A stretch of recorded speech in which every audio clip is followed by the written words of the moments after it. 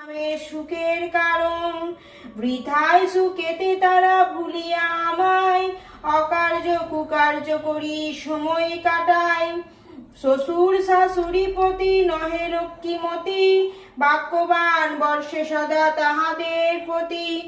স্বামীর আত্মীয়গণে না করে আদর থাকিতে চাহিয়ে গো সদা হয়ে স্বতন্ত্র। লজ্জাদি গুণ যত নারীর ভূষণ শরীর হইতে তাহা করিছে বর্জন। অতিথি দেখিলে তারা কষ্ট পায় মনে স্বামীর অগ্রেতে খাইল যত নারীগণে।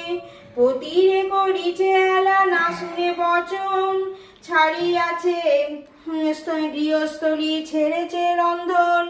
পুরুষের পরিহাসে কাটায় সময় মিথ্যাচারা সত্য কথা কভু নাই কয়।